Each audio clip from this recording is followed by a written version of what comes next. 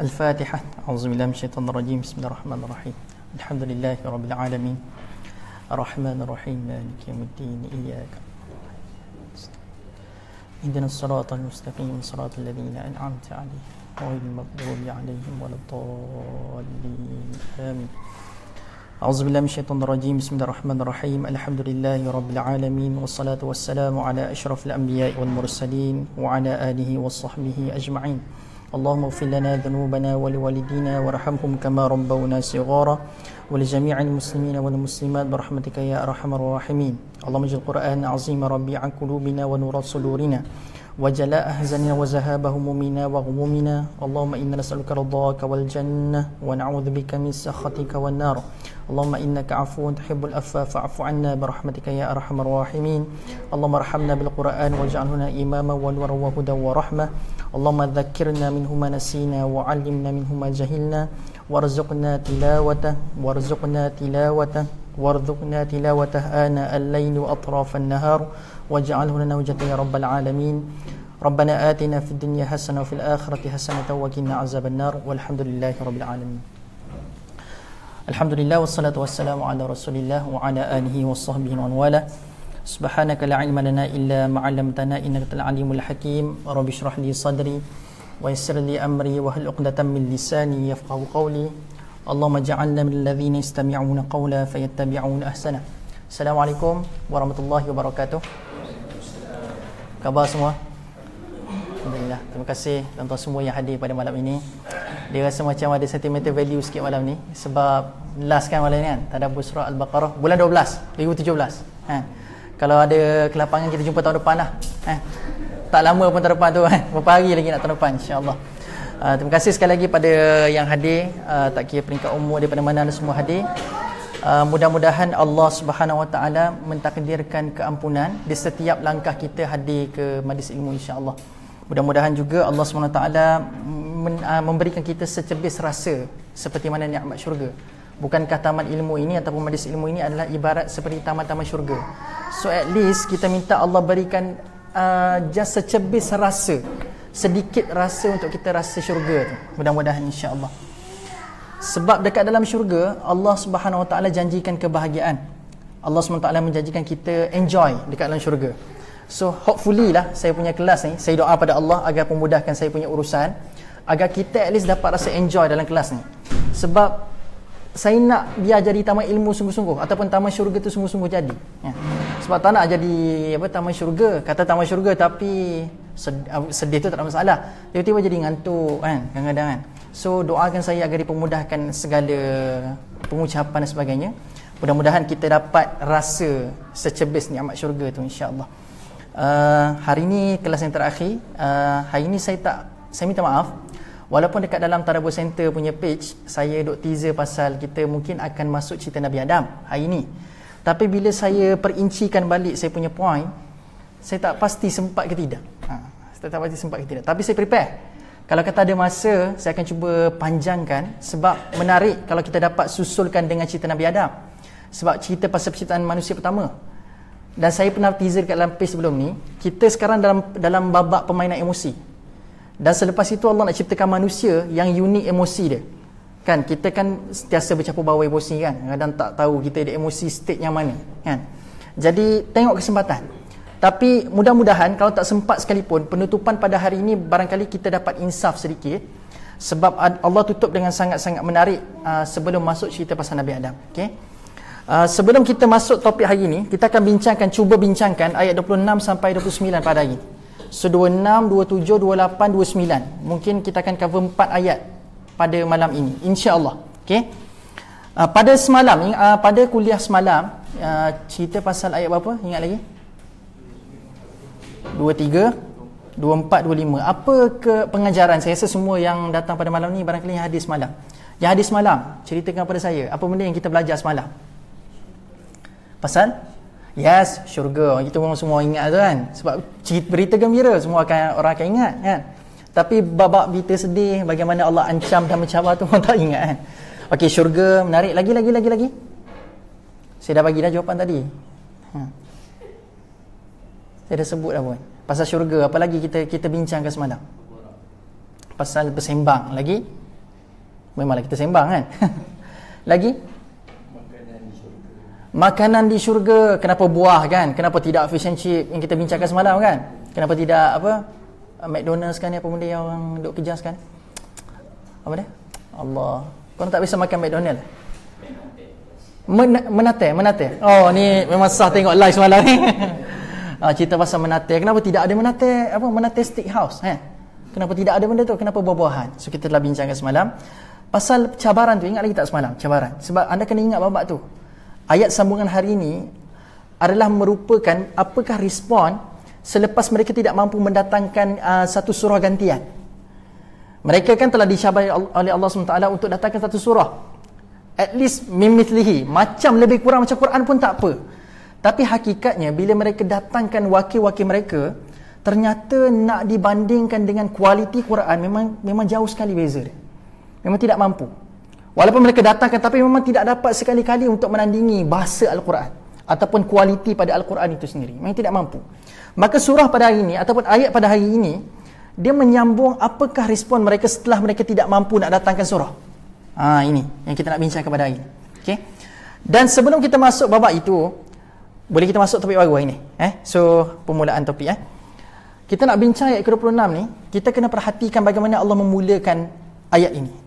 Allah memulakan, a'udzubillahi minasyaitonirrajim, innallaha la yastahi ay yadriba mathalan ma ba'udatan fama fawqaha.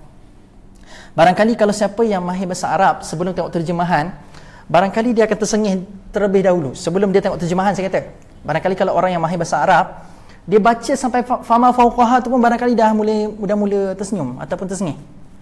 Sebab ni cerita pasal satu makhluk yang kecil. Tiba-tiba Allah letakkan makhluk yang kecil ini sebagai perumpamaan dalam Quran. Dan anda kena tengok Allah mulakan dengan ayyadriba. Yadriba ni daraba dalam bahasa Melayu pun dia kalau ikutkan sebenarnya. Daraba ni pukul. Tapi kalau anda tengok kat situ Allah kita baca terjemahan membuat perbandingan ataupun cerita pasal orang kata tidak malu membuat perbandingan apa saja seperti nyamuk hingga ke sesuatu yang lebih daripadanya. Nak katanya daraba itu pukul, tapi nak katanya Allah kita baca terjemahan hari ini yadriba merupakan perbandingan. Okey. Satu yang saya akan sentuhkan, kenapa yadriba? Kenapa tidak Allah kata mendatangkan ja'al misal? Dan satu lagi, perasan tak mathala bukannya ayadribal mithal. Mathala ni merupakan tamyiz dalam bahasa Arab. Anda belajar bahasa Arab, anda tahu tamyiz. Tapi saya akan bincang ke depan ni, jangan risau, anda jangan takut sangat. Okey.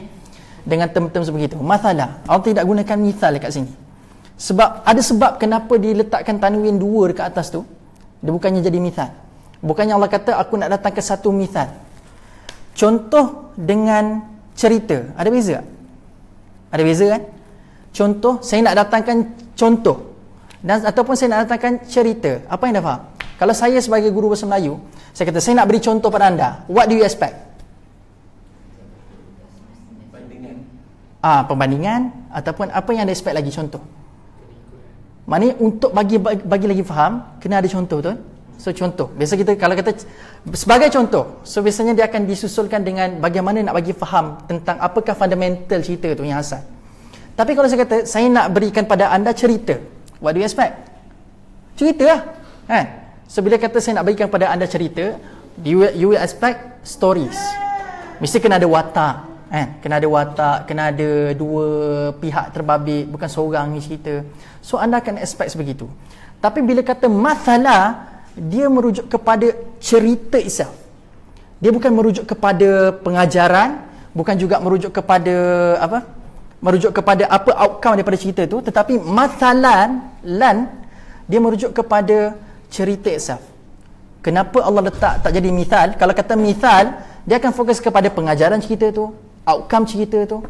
So maknanya silakan duduk. Ada banyak lagi tempat kosong. Kesian pula tengok anda semua berdiri. Saya tahu anda tak dapat tempat depan tu. Okey. Silakan duduk mana saja tapi jangan ganggu saya punya kamera. Tu je. Saya sedang handsome di depan kamera sekarang. Okey, baik. Silakan duduk. Okey, teruskan. Jadi mathalan, dia bukannya mithal. Kalau mithal kita akan fokus kepada pengajaran dan fokus kepada outcome cerita tu. Tapi bila mathalan, dia fokus kepada fizikal cerita. Kenapa Allah gunakan mathalan kat sini? Sebab kita akan tengok last kali apakah punca kenapa Allah letakkan mathalan bukan mithal. Okey. Ma ba'udatan fama fawqaha. Jadi respon orang-orang yang tidak mampu mendatangkan satu surah yang telah dicabar oleh Allah SWT ini, mereka dah tak mampu, mereka mati akal.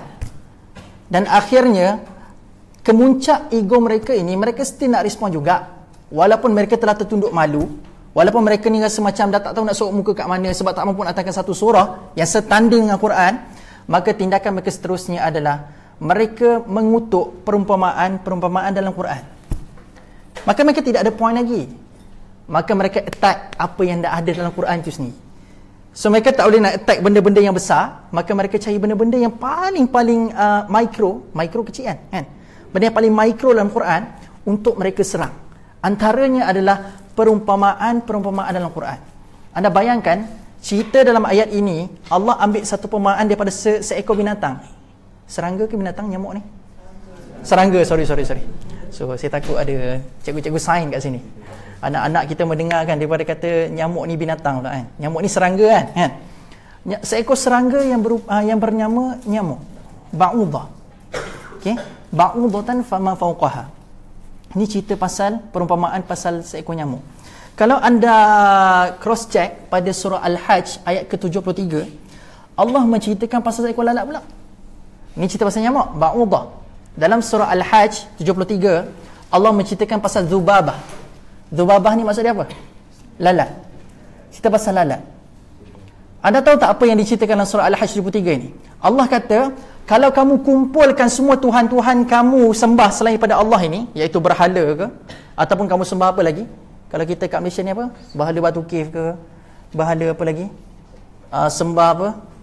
Apa dia? Tokong ke apa ke? Buddha ke Sami ke? Kalau anda kumpulkan semua patung-patung ini, nescaya kalau aku cabar patung-patung yang kamu sembah ini untuk ciptakan seekor lalat pun mereka tidak akan mampu. Aku dah tawarkan diri, aku akan kumpulkan mereka semua yang kamu sembah ini, api ke bulan ke, aku akan kumpulkan untuk kamu. Now ask mereka semua yang telah aku kumpulkan ini, cipta seekor lalat. Dan aku beri kepastian mereka tidak akan mampu sampai bila-bila. Bahkan mereka pun tidak mampu untuk beritahu yang mereka tidak mampu. Faham tak? Mereka tidak boleh bercakap. Nak katanya surah Al-Hajj 73 ini adalah satu, Allah cerita pasal lalat, tapi mereka tidak fokus kepada pengajaran ayat tu. Pengajaran ayat tu fokus kepada Allah Subhanahu Wa Taala kata mereka tidak mampu sebab mereka ini powerless. Mereka tidak ada kuasa. Mereka tidak ada kudrat untuk bergerak sekalipun. Tetapi mereka ini fokus kepada mathalan. Sebab mereka bukan bermasalah kepada pengajaran cerita tu.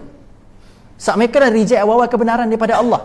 Tapi masalah mereka adalah kepada objek dalam perumpamaan tu. That's why saya kata, bila sebut mathalan, dia merupakan fizikal cerita, bukannya pengajaran dalam cerita tu. Bukan outcome daripada cerita tu.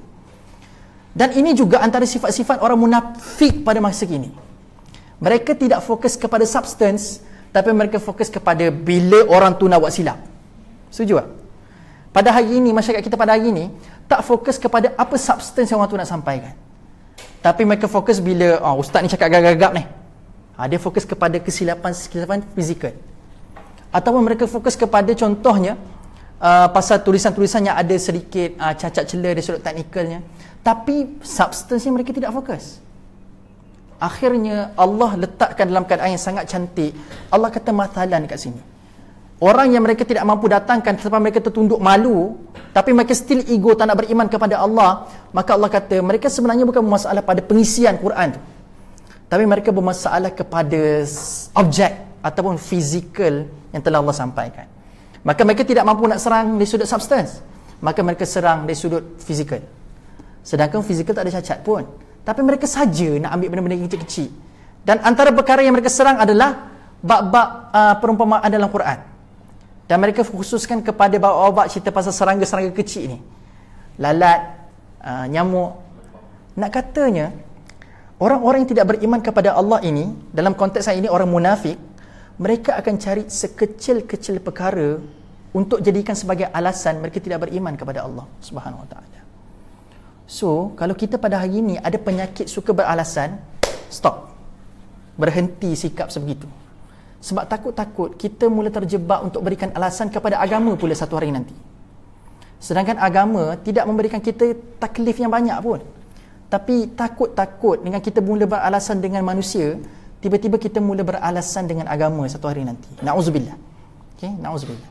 Maka masalah dekat sini, nak katanya sekecil-kecil perkara, mereka tidak dapat serang sebesar-besar perkara. Mereka tidak mampu. Tapi mereka serang sekecil-kecil perkara. Mathalan. Okay, jelas Dia sudah expect bahasa dekat sini. Mathalan merujuk kepada fizikal, kepada cerita tu. Fizikal pembandingan itu. Dia bukan fokus kepada outcome tu. Pada hari ini, kalau satu perbincangan yang matang, kita bincang idea dan substance. So, kita bincang di sudut ketika sudut substance yang ada tu. Maka ini perbincangan yang matang.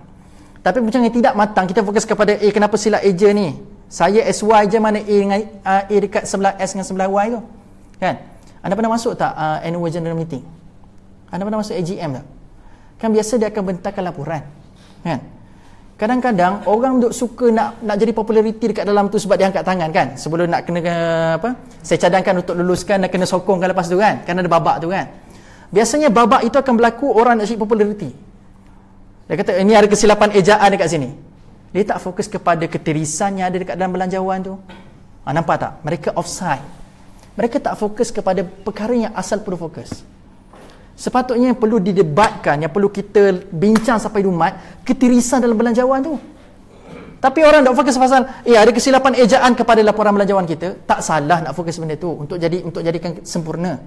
Tapi alangkah indahnya kita fokus kepada poin yang asal yang perlu dibincangkan dalam babak itu. Dalam cerita ini Allah nak kata, aku ada kuasa untuk buat perbandingan apa saja, which mean kalau ikut outcome cerita ni, pengajaran terbesar cerita ini adalah kuasa Allah itu.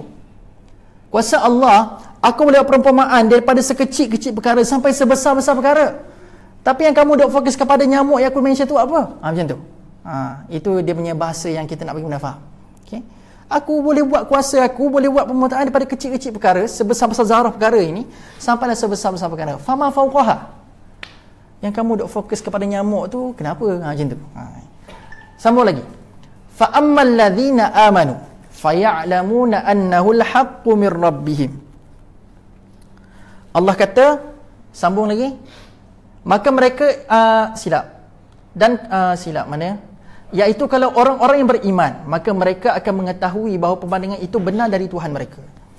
So nak katanya, kalau orang beriman ini, kita kena tengok, kita kena nilai diri kita. Kita di peringkat yang mana bila kita baca Al-Quran? Adakah bila kita baca first, kategori pertama adalah bila kita baca, kita terus faham Al-Quran. So baca terus kita rasa meresap pengisian Al-Quran. Pertama. Kedua, kita baca tapi kita tak faham. Tetapi ada keinginan nak baca. Ada keinginan nak baca. Yang ketiga adalah kita dipaksa baca dan kita tak faham langsung. So kita kategori yang mana? Okay?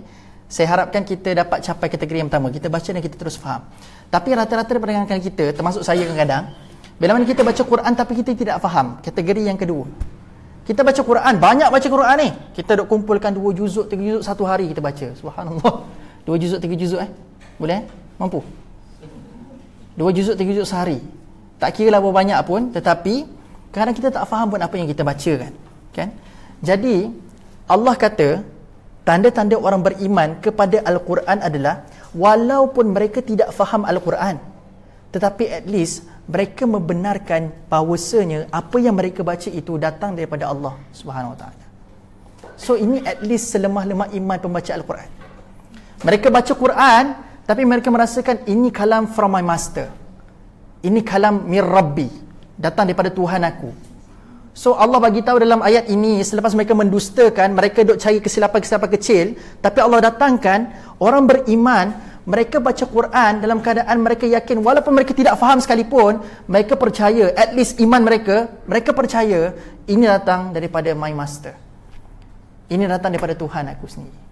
So aku tahu ini benar walaupun aku tidak faham. So Allah bagi tahu selemah-lemah iman pembaca Al-Quran, mereka just yakin ini kalam yang benar. Mereka tidak dustakan. Dan Allah sambung lagi, wa ammal ladzina kafaru fayaqulu. Okey, tengok. Kalau anda ada mushaf ataupun kalau anda tulis tulis nas ini kat dalam nota anda highlightkan dekat perkataan fayaqulu. Nah, fayaquluna. Anda perasan tak bila cerita pasal orang beriman? Tadi orang beriman amanu. faya'lamu. Tapi bila cerita pasal orang-orang yang tidak beriman kepada Allah, kafaru, dia letak situ fayaqul. Faya'lamu ni apa maksud dia? Tahu. Which mean mereka daripada inner side, from the inner, from inside out. Mana daripada dalam. Tahu ni daripada luar ke daripada dalam? Daripada dalam. So bila mereka baca Quran, mereka tahu daripada dalam. Inside mereka declare is from Allah Subhanahu Wa Taala. Tetapi tengok orang-orang yang tidak beriman kepada Allah, kafaru ini, fayaqulu. Allah rakamkan lepas Allah bagi Quran, mereka telah tertunduk malu, mereka tidak mampu datangkan satu surah. Sepatutnya mereka kena rasa malu.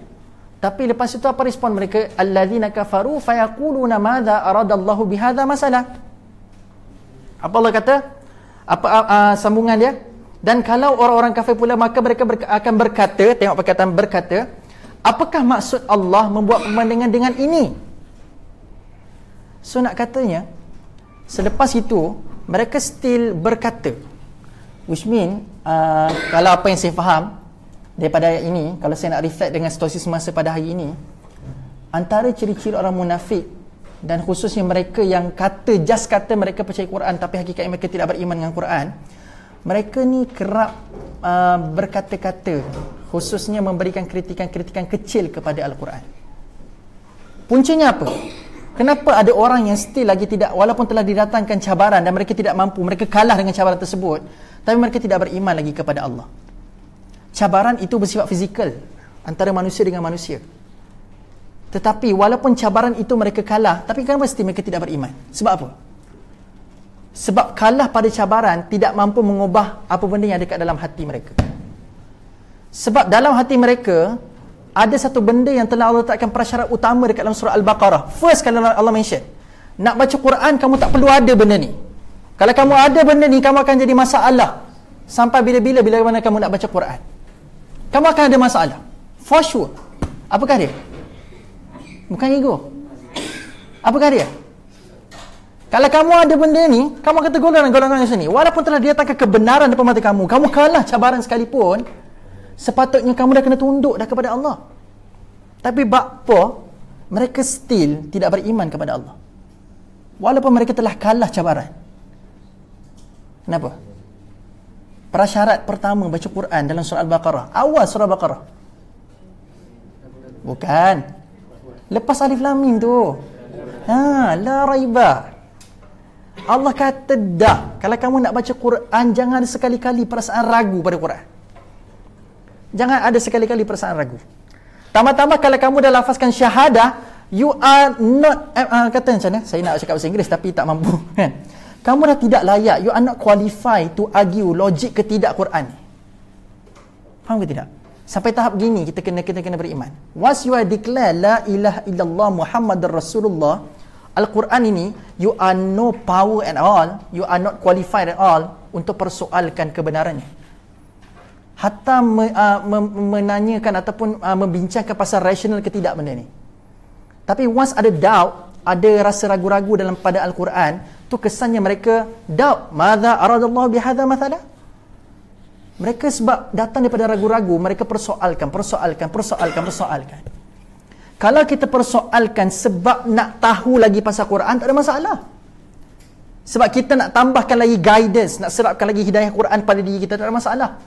Tapi datang masalah bila mana kita baca Quran sebab nak kritik poin-poin dalam Quran. Kalau anda pernah tengok 1996, tak silap saya, CNN pernah tayangkan ada satu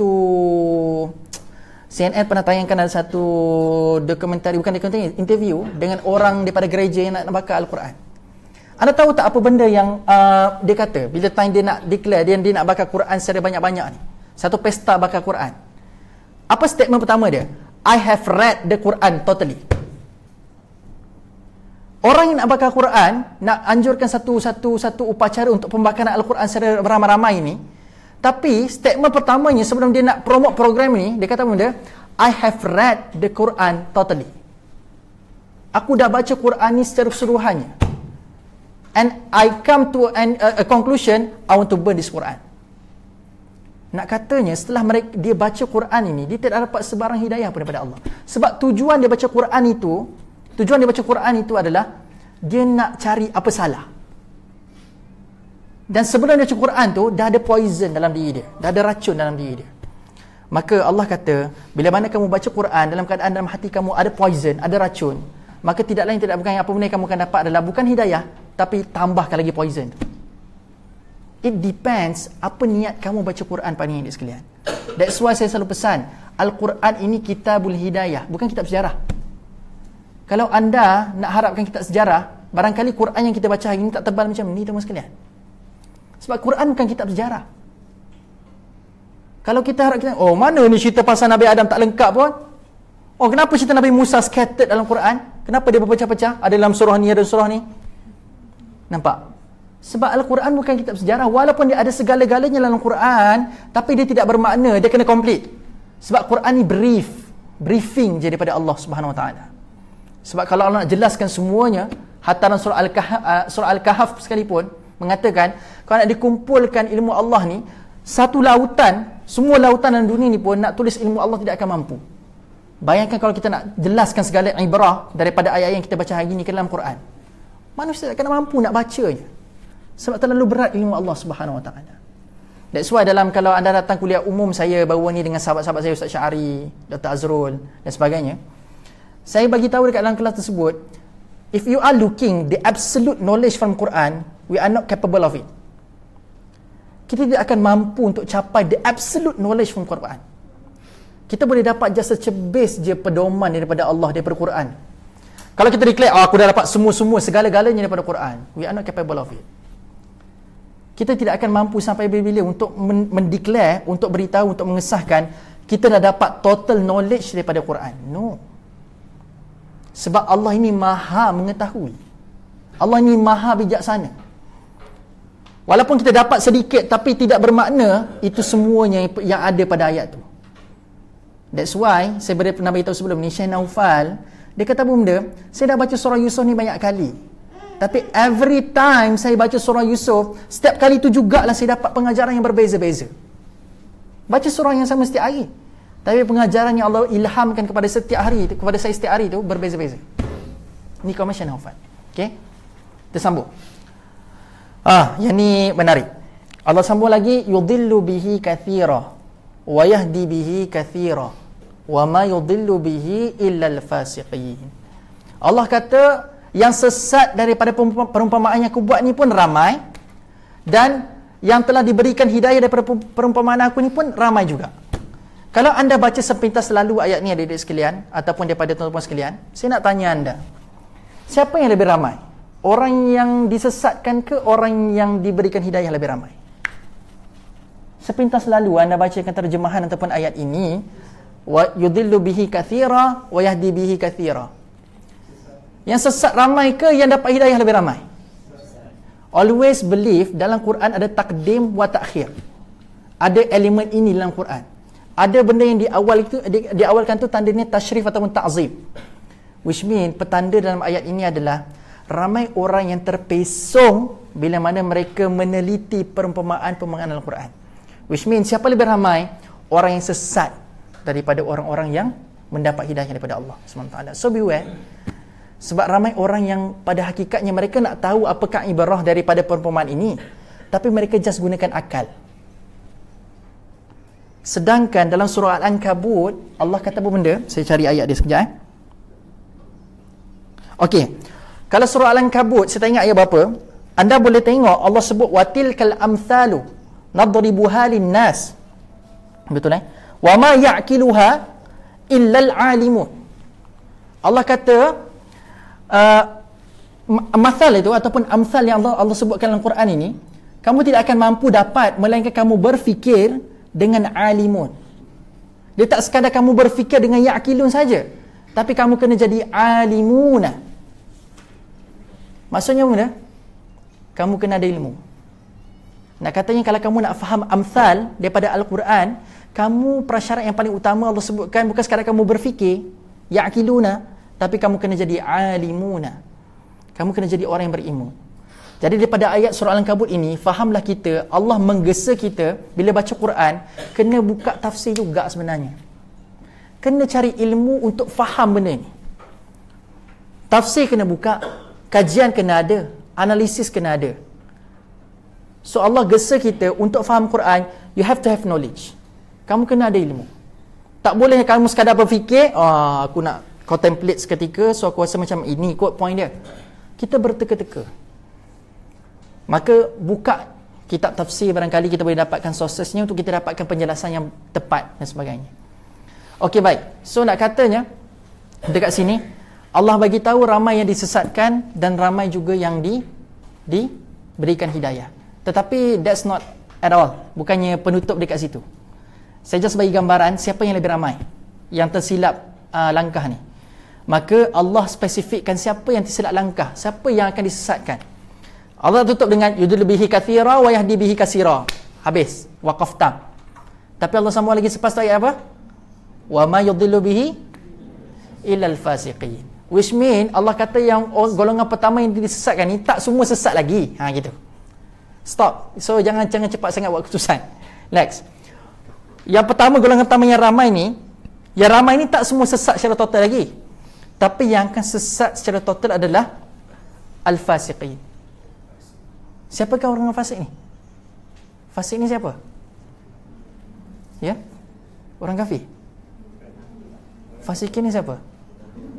Berpura-pura, itu munafik. Yes? Banyak buat dosa. Tepat dah tu. Boleh dikatakan terjemahan kita hari ni bila sebab fasik ni orang yang berterusan buat dosa-dosa kecil. Tapi kita tak boleh nak ikut kita punya assumption. Sebab Allah telah mentafsirkan ayat ni sendiri. Siapakah orang yang fasik itu? That's why jangan anda fikir bila full stop tu dia stop kat situ. Anda tengok ayat seterusnya. Jawapan dia ada kat ayat seterusnya tu mas sekalian. Siapakah golongan fasik ni? Dia bukannya ilal fasiqin. Siapa fasik ni kita pun fikir. Siapa fasik? Aku ke fasik? Ke kawan aku fasik? Ke ada kawan yang mau fasik? Tak ada. Tak ada kan? Alhamdulillah tak ada setakat ni. Saya tak sebut takut dia tengah tengok live. Ada sahabat saya tu nama dia pelik sikit teman sekalian. Kita pun tak sanggup nak sebut. Gitu. Tapi tak sebut, takut dia tengah tengok live. Terasa dia nanti. Dahsyat nama dia. Saya kata betul ke nama ayah hang macam ni? Betul lah nama ayah aku macam ni. Kalau kita nak sebut pun tak sanggup hati teman sekalian. Paksa saya kena tambah ada satu huruf tu untuk membezakan yang maksud asal. Seram saya. Tak nak sebut. Okey. Takut dia tengok live. Okey, sambung dia. Siapakah orang fasik ini? Maka Allah kata allazina yanquduna ahdallah min ba'di mitsaqih wa yaqta'una ma amara Allah bihi ay yusal wa yufsiduna fil ard ulaika humul khasirun.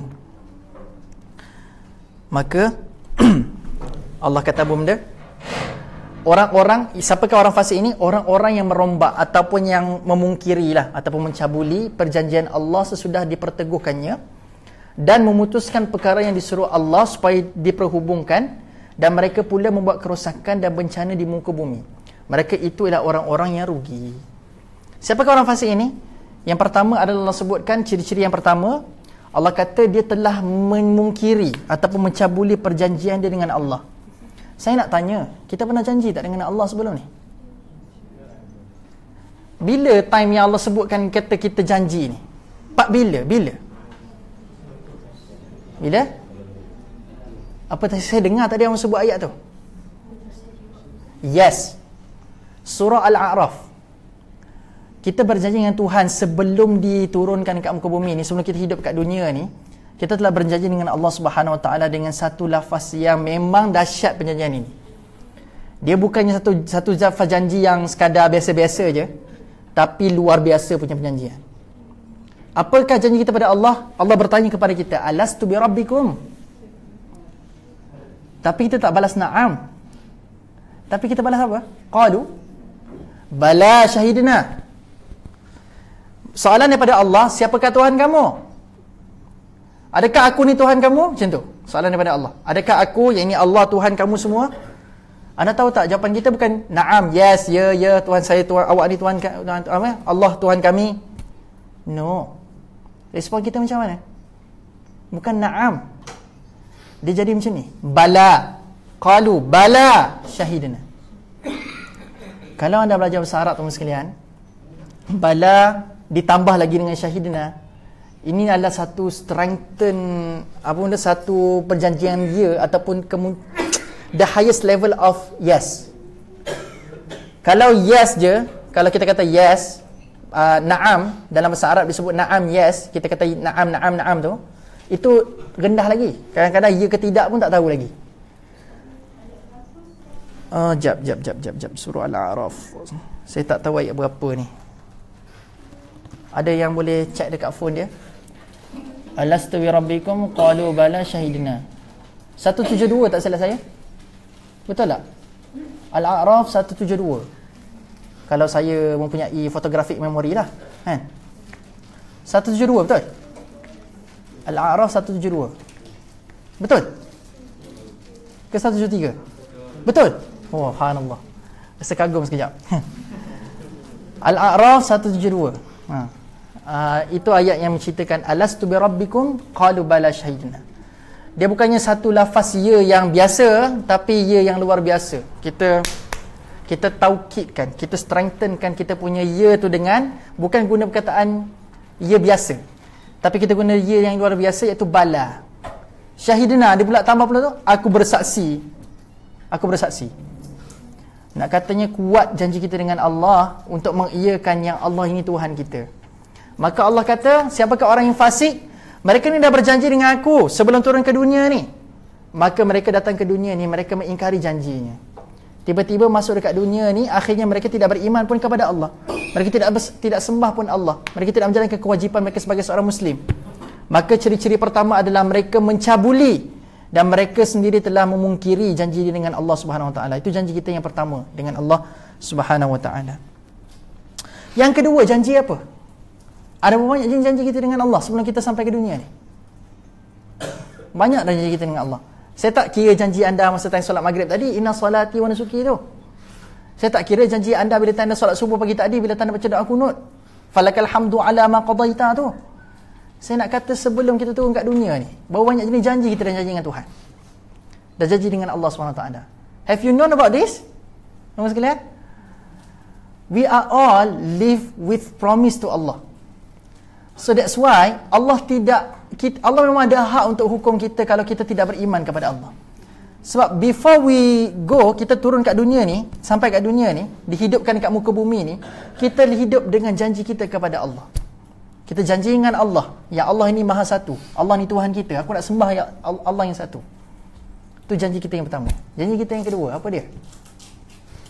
Sebab tu kadang-kadang kita tak sedar benda yang kita buat ni salah ke betul. Janji kita yang kedua adalah kita nak beriman dengan Rasul.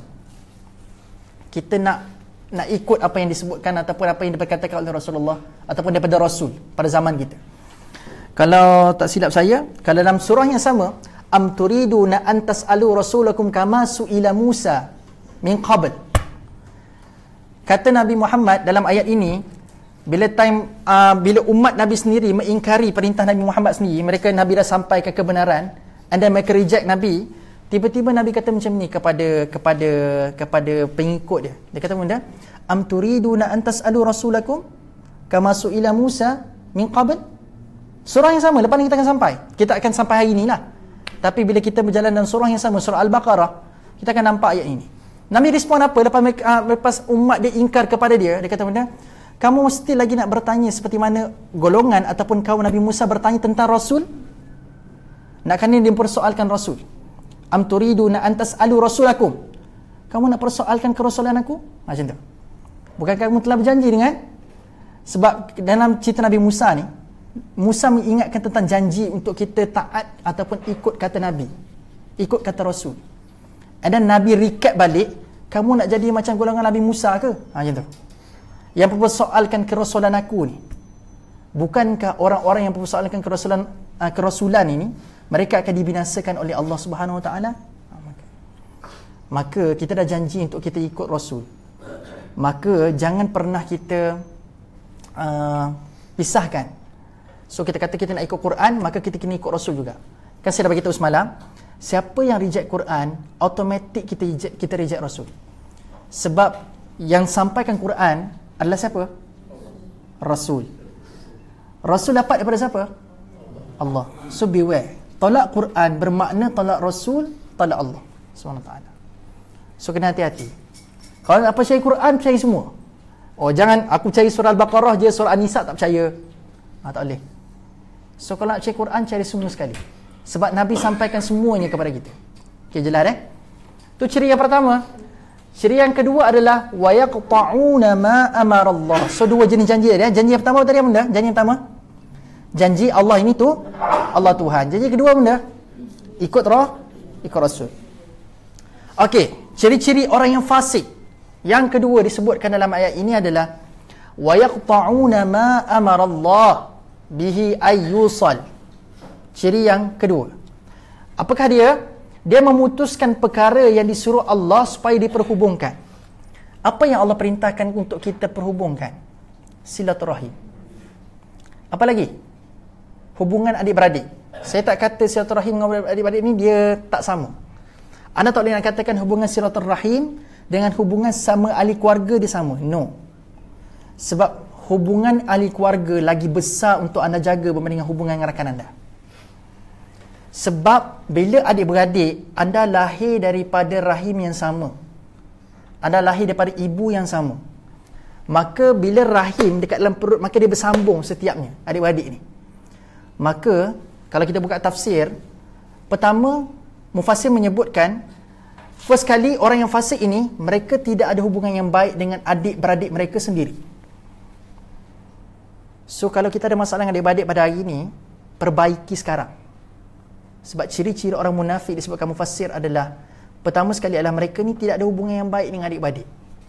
Dengan adik-beradik bertengkar, dengan adik-beradik bermusuh, dengan adik-beradik bertikam lidah dan sebagainya, tidak pernah ada mahabbah, tidak ada perasaan kasih sayang pun antara adik-beradik. Maka Allah kata orang yang cuba memutuskan benda sepatutnya diperhubungkan, mereka ini orang fasik. Jelas? Termasuklah juga putuskan hubungan dengan mak ayah ke, termasuk ahli keluarga yang lain, mak saudara ke, sepupu ke. So beware, kadang-kadang kita ini masyarakat kita suka cakap macam ni kan, kau bukan lagi adik aku sekarang. Kan ada kan bapak macam ni kan dalam cerita dalam TV kan. Kau bukan lagi mak aku, kau bukan lagi abang aku, kau bukan lagi kakak aku. Bila kita bergaduh dulu kan, kita kecil-kecil dulu tak apalah, sekarang dah besar cakap macam tu lagi, masalah. Kalau kecil-kecil dulu mungkin kita tak fikir sangat kan, tiba-tiba gaduh sebab tak dapat mainan barangkali.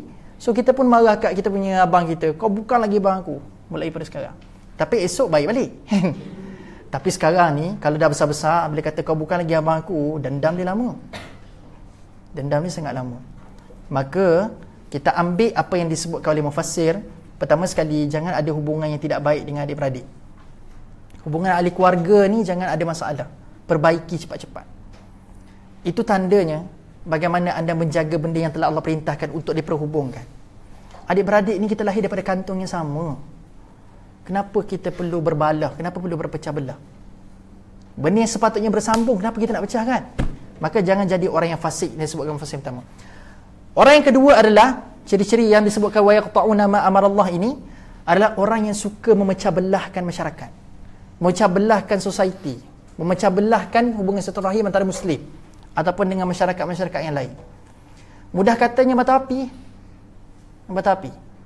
Dia pun ada masalah dengan orang lain dan dia pun memasalahkan orang lain. Suka memisahkan, suka memecah belahkan orang lain.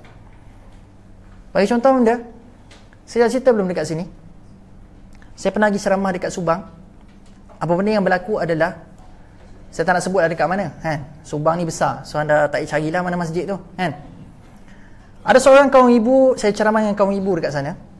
Apa yang mereka ngadu kat saya, dia kata, Ustaz, saya nak jumpa Ustaz personal. Dia kata, dia ni seorang je jumpa dengan saya. Dia kata, Ustaz, saya rasa kawan-kawan saya dah mula jauh dengan saya. Kawan-kawan saya semua dah jauh dengan saya. Saya tahu macam dulu, macam rapat-rapat, ajak pergi kelas sekali, tiba-tiba tak ada ajakan lagi dah. Tiba-tiba datang kelas macam tak duduk lagi dah sebelah saya. Tak tahu sebab apa. Saya rasa macam ada sesuatu lah Ustaz. Dia minta saya tolong siasatkan benda ni. So jadi saya jadi macam investigator dah masa tu.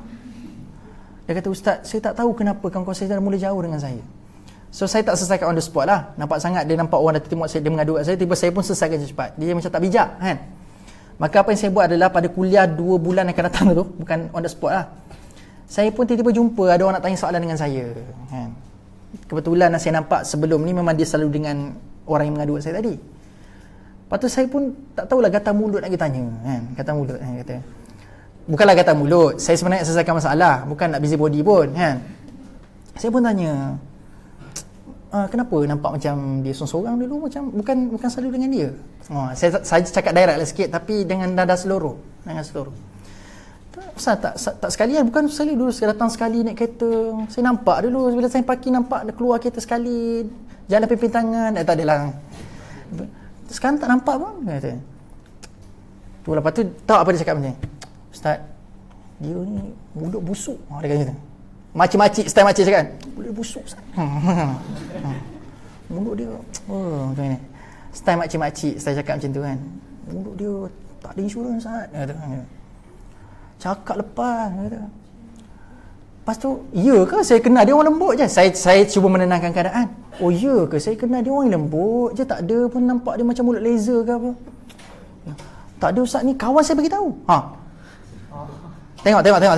Ni kawan saya bagi tahu. Dia cakap macam ni dekat orang lain macam ni. Kawan bagi tahu. Bukan dia dengar sendiri. Kawan saya bagi tahu Ustaz, dia buat macam ni. Oh, macam tu ceritanya. Nak katanya dekat dalam kalangan kaum ibu tu, mereka sedang memasang kebencian kepada seorang individu. Tiba-tiba cerita tu tersebar sampai semua orang benci kepada makcik ni. Kesian tau. Saya tak tahulah kebenarannya apa, betul ke makcik ni mulut laser. Tapi hakikatnya kesian. Tak ada tabayun, tak ada pun keabsahan cerita kepada makcik ni. Bagi saya tidak ada kepada makcik ni lah. Kalau dia salah, tegur dia je lah. Kenapa perlu disebarkan kesalahan dia? Kesimpulannya akhirnya mereka membenci seorang individu ni. Dan individu ni pun terasa dah tak ada semangat nak pergi ke kuliah-kuliah agama. Nampak tak? Akhirnya silaturahim tergugat. Tidak lagi disambungkan. So hati-hati dengan batu api. Hati-hati dengan batu api dan hati-hati jangan jadi batu api. Hati-hati dengan batu api tu betul dah. Tapi hati-hati jangan jadi batu api. Kalau ada aib orang, jaga. Tak payah kita nak canangkan aib orang kepada orang lain. Sebab apa? Kita nanti bila pada mahsyar nanti, bila Allah nak hisap kita, segala benda direkod oleh Allah Subhanahu Wa Taala, every single thing. Kalau nak Allah jaga aib kita, benda-benda yang kita pernah buat kat dunia orang tak tahu, dan kita tak nak Allah buka dekat akhirat nanti, maka jaga juga aib orang dekat muka bumi ni. Kalau tak jaga, barangkali Allah akan buka aib kita dekat depan lebih ramai orang dekat mahsyar nanti. So hati-hati sekalian. Kita semua kena beringatlah. So jangan jadi orang yang memutuskan benda yang Allah minta disambungkan. Okey. Sekejap ada satu lagi part yang Syakir ni sebut. Okey. Satu lagi golongan ketiga disebutkan oleh Asy-Syaukani. Saya rasa dia agak mind blowing sedikit apa benda yang disebutkan oleh Asy-Syaukani ni. Dia kata benda, dia kata pada zaman Nabi, orang munafik ni pun dia berpecah. Which mean kan ada kelompok munafik. Mereka ni pun ada tribes dia tersendiri. Which mean dia ada dia punya geng-geng dia. Dan mereka ni kelompok yang mereka mengaku perasaan beriman, tapi sebenarnya mereka tidak beriman pun. Tapi mereka berpecah dengan pelbagai pahaman. Ada yang kejar untuk sekadar mendapatkan nama. Ada orang yang mengejar untuk betul-betul menghancurkan Nabi. Maka Asy-Syaukani menyebut, pada zaman dulu, pada zaman Nabi, orang munafik ni, ada satu kelompok ini, mereka cuba untuk memisahkan antara Al-Quran dan As-Sunnah. Which mean, dia nampak Al-Quran ni ada satu absolute, ada satu kuasa magic yang telah menyebabkan ramai orang masuk Islam kerana Al-Quran. Maka dia kata benda, why not dengan Quran yang benar ini, kita cabut daripada kalam Nabi. Sedangkan mereka tak tahu sebenarnya apa benda yang ditentukan Nabi itu semua datang daripada Allah juga. Tapi usaha mereka adalah nak memisahkan yang apa benda Nabi sebut ni tak sama macam apa benda yang Quran sebut. Sedangkan Quran itu pun Nabi yang sampaikan. Jelas tak? Jadi golongan munafik ni dia try buat satu komplot untuk memperlihatkan Nabi sampaikan daripada kalam dia sendiri. Bukan daripada kalam Allah Subhanahu Wa Taala. Which means dia nak pisahkan golongan sunnah dan golongan daripada Quran. Quran dan sunnah ni nak pisahkan. Nak kata kalam Nabi, Al-Quran gitu. Dan memang tak pelik, zaman sekarang pun ada lagi golongan sebegini tinggal pada zaman hari ini, pada zaman sekarang. Setuju tak? Ada orang yang cuba memisahkan Al-Quran dan Sunnah. Anda pernah dengar tak golongan disebut nama dia Quraniyun? Golongan Quraniyun. Anda dekat sini datang daripada Taman Tun tak? Tak ada. Saya dah tersebut dah. Jalan Atina Hapan? Tak ada yang hadir daripada sini. Di sana adalah hotspot golongan-golongan sebegini.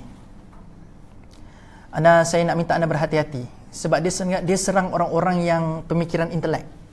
Yang orang-orang yang ada gaji tinggi, yang ada high standard of living. Mereka serang orang-orang sebegini. Apa benda dia pemahaman, apa benda doktrin mereka adalah mereka duk hasut supaya Al-Quran ni semua benar, dan dia kata Nabi ni manusia dan pasti Nabi ada buat silap. Dia meragukan sebegitu. Which mean apa hadis-hadis Nabi daripada Nabi tak boleh nak percaya. Yang kita kena ikut sekarang ni Quran je. Sebab tu nama dia Quraniyun. Quran saja. Daripada Nabi kita reject 100%. Dahsyat teman sekalian. Saya dah jumpa ramai orang dah. Dan kesimpulan akhirnya mereka sendiri buat satu tafsiran sendiri kepada Quran tu, dan mereka buat cara solat mereka sendiri. Walaupun mereka ni Quraniyun, tapi dalam Quraniyun saja seorang ni solat cara lain ikut tafsiran dia. Dia kata tak ada pun perintah untuk kena baca Fatihah dalam solat dalam Quran ni, so tak baca Fatihah. Tak ada pun kata ada 5 solat waktu dalam Quran, so tak sembahyang 5 waktu, sembahyang 1 je. Tak ada pun kata angkat takbir macam ni, so sembahyang pun niat je. Hati-hati muslim. Golongan Quraniyun ni kena hati-hati. Okey. Dia taklah kata aku ni Quraniyun, tak ada. Dia akan ragukan, bukankah Nabi ni manusia? Bukankah manusia ni ada buat silap? Dia start dengan macam ni. Jadi menyebabkan orang ragu-ragu kepada hadis Nabi SAW. Okey. So ini juga termasuk dalam kata Asy-Syaukani, orang yang pisahkan Quran dengan sunnah ini adalah orang yang wayaqta'una ma amarallah. Benda sepatutnya bersatu, semua datang daripada Allah juga, ilham daripada Allah pada Nabi sampaikan melalui hadis tu. Maka mereka cuba pisahkan. Maka ini golongan ketiga ni sebab sebagai orang yang fasik, kategori wayaqta'una ma amarallah. Okey. Kategori yang ketiga disebutkan sebagai wayufsiduna fil ard. Golongan ketiga orang yang fasik. Apakah dia? Mereka melakukan kerosakan di muka bumi ini. Kerosakan yang anda faham bukan maksudnya anda vandalism. So vandalism berkata kerosakan kat muka bumi ni maksudnya pecahkan kursi Tadabbur Center. Rosakkan LCD dia. Itu vandalism. Bukan itu maksudnya merosakkan kat muka bumi. Merosakkan kat muka bumi ni apa maksud dia? Merosakkan muka bumi? Alam sekitar tu satu part. Saya tak katakan vandalism tu dia tak termasuk. Dia part of them. Tapi ada yang lebih besar daripada itu. Siapakah golongan yang wayufsiduna fil ard? Wayufsiduna fil ard adalah orang yang dekat muka bumi ni, bila orang tengok dia, orang nampak kejahatan pada dia. Bila dia berjalan dekat muka bumi ni, tidak orang nampak manfaat dan kebaikan, tapi orang nampak hanya satu, kejahatan. Dan ketahuilah Nabi sebut dalam hadis yang sahih, mengatakan orang yang padanya dilihat bila tengok je wajah orang tu tak nampak kebaikan, ketahuilah orang itu tidak akan dapat mencium bau syurga. Bila tengok orang tu tak nampak langsung kebaikan, nampak just kejahatan, ketahuilah Nabi kata orang sebegini yang hidup dekat muka bumi ni, berjalan dekat muka bumi ni, tapi orang lihat dia dalam perasaan ketakutan sebab kejahatan dia, maka orang ini tidak akan dapat mencium bau syurga. Mencium bau syurga. So sebab itu kita kena buat baik kat muka bumi ni, pada alam sekitar, pada kawan-kawan, kepada siapa saja dekat bumi. Bila sebut bumi, segala benda isi kat dalam bumi ni termasuk semuanya. So bila pokok tengok kita pun rasa macam Allah, budak ni lagi yang cabut dengan aku ni. Bila tengok dekat longkang dekat tu, budak ni lagi duk kencing dalam longkang. Hati-hati mas sekalian. Kita yang mencorak bagaimana kita hari ini. So kita kena jadi orang yang bila tengok, bila kita berjalan dekat muka bumi Allah SWT ini, jadilah orang yang bermanfaat kepada orang lain. Bila tengok dia ni, orang yang dapat berikan manfaat. Bila tengok orang ni tidak ada masalah dengan kita. Bila tengok orang ni memang kita boleh dapatkan sesuatu yang baik daripada dia. Bukannya orang yang ditakuti kejahatannya. That's why kita ada peluang untuk bertaubat. Kalau kita ada buat salah dan mungkin orang pernah kenal kita pernah melakukan kesalahan, maka bertaubatlah teman sekalian. Kita bertaubat je. Sebab di sisi Allah, walaupun kita hina kat muka bumi ni, Allah Maha tahu. Yang bermasalah adalah orang yang dia tahu dia buat salah tapi dia berterusan masih untuk buat salah. Dia tak nak bertaubat kepada Allah.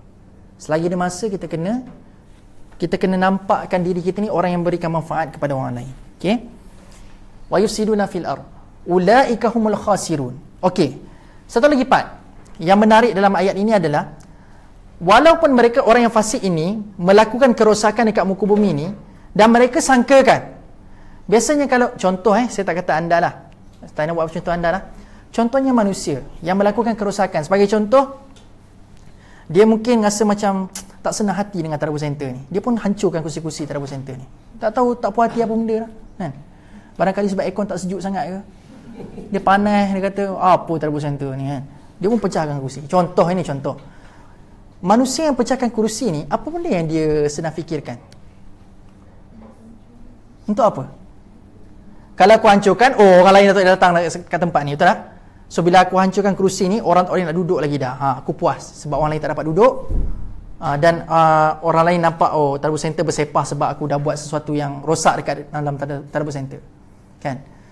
Tetapi sangkaan mereka silap. Allah sebut dalam ayat ni. Orang yang melakukan kerosakan dekat muka bumi ni, mereka sangkakan bila dia buat kerosakan, so orang lain yang akan rugi. Orang lain yang akan rugi. So aku rosakkan tanah sawah, orang lain tak dapat berak dekat sini dah. Orang lain tak dapat kencing dekat sini. Mereka sangkakan orang lain akan dapat dia punya kerugian tu. Tapi no, Allah letak ulaika. Allah kata bukan mereka yang akan rugi. Bukan orang yang telah ditimpa kezaliman tu yang akan rugi. Tetapi siapa yang akan rugi? Mereka yang buat kerosakan tu sendiri yang akan rugi. Mereka sendiri yang akan rugi. Khasirun dekat sini bukan merujuk kepada rugi kat dunia semata-mata, tapi kerugian yang paling besar adalah kerugian di akhirat. Kerugian di akhirat. Okey? Maka tamat untuk ayat ini. Maka kita tengok ayat yang seterusnya. Kaifa takfuruna billah. Okey, ni dah sampai part nak landing dah. Daripada 26, 27, 28, 29. Lagi 2 ayat lagi. Allah sebut kaifa takfuruna billah wa kuntum amwatan fa ahyaakum thumma yumitukum thumma yuhyikum thumma ilaihi turja'un. Saya bila baca ayat ni saya rasa berat. Dan bila saya baca ayat ni saya rasa macam amazed juga pun dalam masa yang sama. Sebab apa? Segala kesimpulan perjalanan hidup kita kat dunia ni Allah simpulkan dalam satu ayat je. Segala cerita kita dekat muka bumi ni, start daripada kita dilahirkan, and then kita mati masuk dalam kubur, and then dibangkitkan kembali, and then kita kembali kepada Allah. Daripada cerita yang panjang yang kita rasa macam kita hidup lama ni, kata kita macam kita dah hidup dah lama sekarang ni, Allah just simpulkan cerita tu dalam satu ayat je. Dan inilah cycle yang kita akan hidup, yang kita akan live dekat dunia ni. Apakah dia? Amwatan fa ahyakum. Pada asalnya kita mati and then kita hidup. Thumma yumitukum, and then kita dimatikan kembali. Thumma yuhyikum, and then kita hidupkan kembali. Thumma ilaihi turja'un, dan kepada Allah kita dikembalikan. So kita tak dapat nak lari daripada cycle ni, tuan-tuan sekalian. Ini cycle yang kita akan hidup dekat muka bumi ni. Kita tak ada kuasa untuk keluar daripada cycle. Pada asalnya kita mati, and then kita dihidupkan, and then kita mati balik, and then kita dihidupkan, and then dikembalikan kepada Allah Subhanahu Wa Taala. Ini cycle dia. Anda perasan tak? Selepas babak dicabar, selepas babak Allah ceritakan orang yang fasik, tiba-tiba Allah attack karakter dalam ayat ni. Selama ni kamu duk berbala-bala pasal kebenaran Al-Quran. Kamu tak yakin dengan Quran, kamu tak percaya kepada Allah, kamu tak beriman kepada Allah. Sekarang ni segenap kebenaran aku berikan kepada kamu, and now segala benda tu tak berkesan kepada kamu, sampai Allah sarkastik dalam ayat sebelum ni kita bincangkan semalam. Tapi still tak berkesan. Sekarang ni Allah mula menyerang peribadi. Sebelum ni Allah serang dengan substance. Allah sayang kepada hamba-hambanya.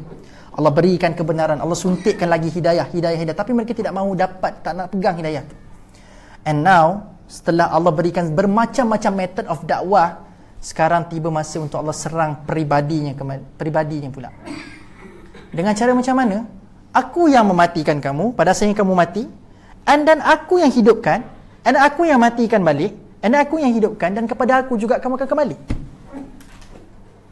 Didn't you think something about this? Kalau kamu nak reject Quran, is okay. Kamu tak nak beriman pada Quran, kamu tak nak beriman kepada Allah, is okay, tak apa. Tapi ada hak ke kamu untuk reject Quran? Ada hak ke kamu untuk reject Allah? Sedangkan aku yang cipta kamu, hidupkan kamu, matikan kamu, hidup balik, mati balik, hidup balik, kembali pada aku. Macam mana nak jawab depan Tuhan? Bila mana Allah kembalikan kita kepada Allah, Allah kembalikan manusia tidak beriman kepada Allah, nak jawab macam mana? Kat dunia ni hidup dengan penuh ragu-ragu kepada Al-Quran, ragu-ragu kepada kebenaran. Akhirnya Allah kata, ini cycle kehidupan kamu. Allah serang peribadi. Kamu sangkakan kamu dah hidup lama, aku tahu ke cycle kehidupan kamu akan kembali juga kepada aku nanti. So it's okay, kamu tak nak beriman kepada Allah, and now bila kamu kembali pada aku, nanti kamu jawab. Macam mana kamu nak jawab? Tapi at that time, dah tak ada guna lagi dah. Bila dah kembali kepada Allah Subhanahu Wa Taala, maka ketika itu mulut yang kamu gunakan fayaqulu ni. Ni. Yang kamu duk buat dekat dunia ni, selalu kamu buat bila datang kebenaran ni alasan. Tapi bila dalam neraka nanti, bila datang dihisap nanti, you are powerless. We are powerless. Yang berkuasa untuk menyelamatkan kita ketika ini adalah apa? Bila datang kita dihisap nanti, apa benda yang berkuasa untuk menyelamatkan kita? Mulut ke? Oh, kalau kat dunia ni, kalau kita buat salah, tiba-tiba time kata, kamu salah, time kita nak backup diri kita, macam-macam kita boleh berikan alasan, betul tak? Saya tak buat benda ni. Anda pun create satu scene yang menunjukkan anda tidak bersalah. Tapi dekat dalam akhirat nanti, segala benda telah direkod oleh Allah. Semua telah dalam rekod Allah. Nak cakap bohong pun tak perlu dah. Tapi dalam masa yang sama, tak boleh nak cakap pun. Yang bercakap cuma apa? Apa yang akan bercakap nanti? Amalan. Dan kita masuk syurga sebab apa? Amalan ke? Sebab amalan ke?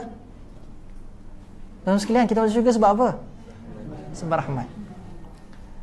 Kita boleh kejar amalan yang banyak, tetapi jangan pernah lupa untuk minta rahmat Allah Subhanahu Wa Taala. Berkekalan kepada kita.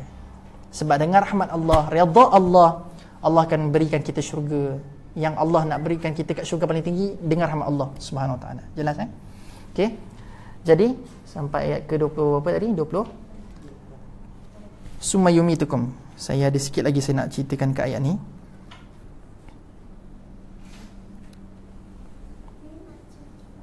Okey.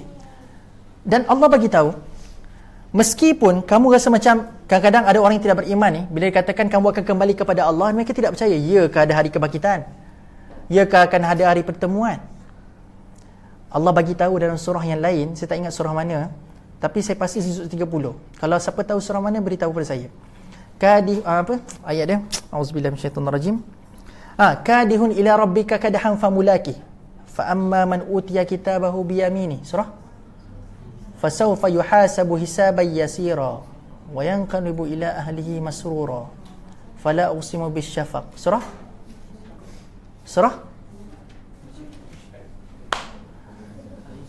Al-Insyiqaq.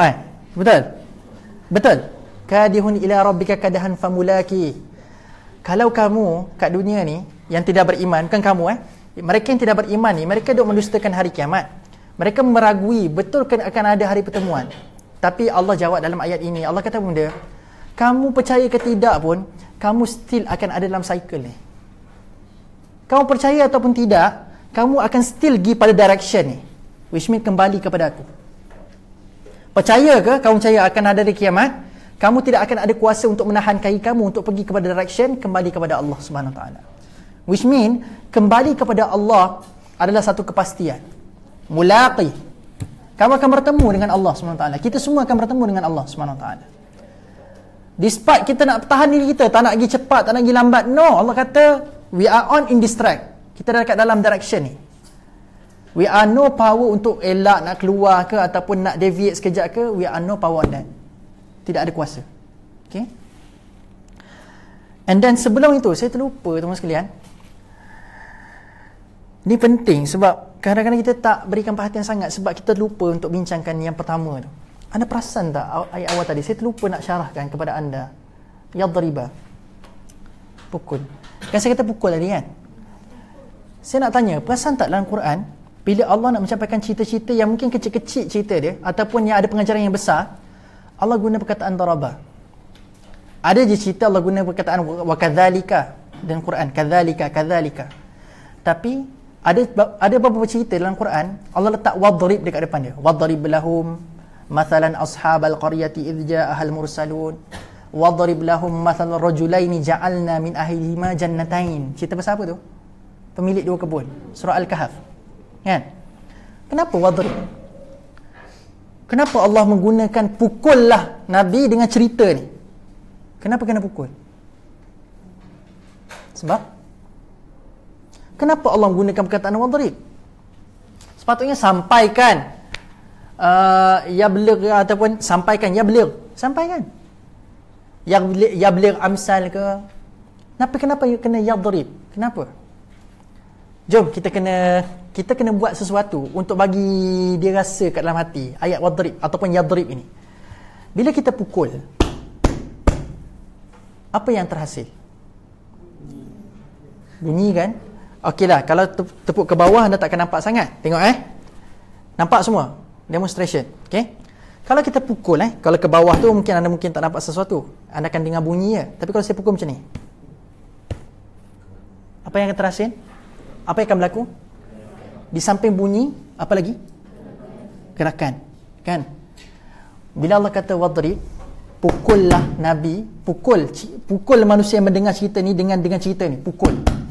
Sebab apa? Bila pukul, dia akan berbunyi. Sampaikan sampai berbunyi. Dan yang kedua, dia akan ada tindakan lepas tu. Dia mesti kena ada tindakan. So bila dengar cerita yang ada wadrib dekat situ, pay attention. Ada perkataan daraba, please pay attention, focus on that story. Sebab satu, Allah nak kita ambil pengajaran betul-betul. Satu, Allah kata kenapa apa signifikan bunyi tu? Kamu bila nak dengar kena sampaikan kembali. Dia ada bergema, dia ada merebak. Allah nak kata wadribnya cerita ni kamu kena viralkan. Kamu tak boleh nak sekadar dengar dan kamu baca, okey, senyap kamu seorang ni. No. So bila daraba, dia ada bunyi yang terhasil. So bila orang dengar bunyi tu, orang nak tahu daripada mana datang bunyi. Contoh. Tiba-tiba tengah-tengah kuliah, boom, ada bunyi bom. Saya nak tanya anda, nak cari tak mana sources datang daripada bunyi tu? Tiba-tiba je. Anda tengah kuliah sedap dengan ceramah Ustaz Syamil, tiba-tiba, boom, ada bunyi satu dentemuan kat luar tu. Saya nak tanya anda, walaupun anda tak pergi keluar dekat luar tu, nak tengok apa benda yang berlaku, ada tak dalam diri anda rasa untuk nak tahu apa benda yang berlaku? Keinginan tu ada muncul lah. Bunyi apa tu? Kan? So Allah kata, bila kamu baca Quran, bila kamu baca cerita yang ada daraba, wadrib, berikan perhatian. And bila kamu dah dapat dah ibrah, pengajaran daripada ayat ini, sampaikan, viralkan benda ni. Supaya orang lain pun dapat kesan yang sama macam kamu dapat. Dan bukan sekadar kamu dapat ke hati, kena sertakan dengan ni. Apa benda ni? Kena sertakan dengan tindakan. Bukan sekadar kamu rasa ke hati, dah rasa dah, alhamdulillah. Pun viralkan dekat message. Pum, viral.